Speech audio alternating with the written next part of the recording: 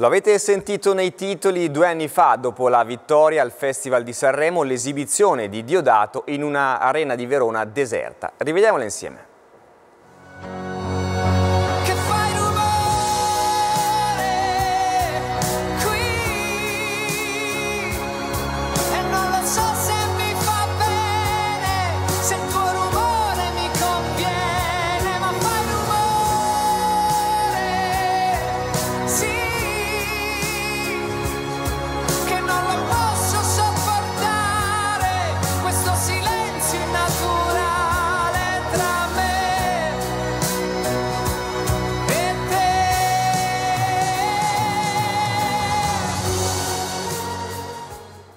E allora buonasera a Diodato che nel 2020 con Fai Rumore ha vinto il Festival di Sanremo, ma non hai potuto cantarla dal vivo all'Eurovision a causa del lockdown. E adesso cosa succede invece?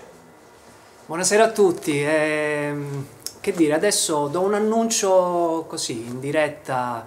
Ci stiamo avvicinando a una manifestazione importantissima. Quest'anno la RAI è coinvolta, molto coinvolta, e quindi ci tenevo a dirlo proprio qui.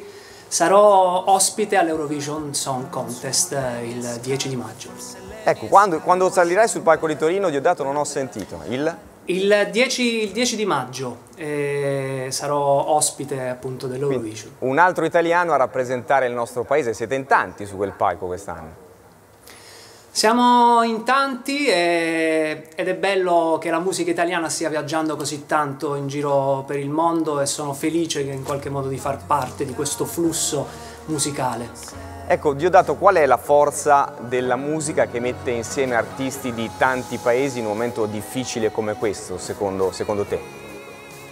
Beh, credo che una manifestazione come l'Eurovision rappresenti proprio questa forza di amplificare i messaggi che ha la musica, di abbattere le barriere, di unire i popoli, di portare un messaggio di pace, di forte umanità, e che in un momento come questo è ancora più importante.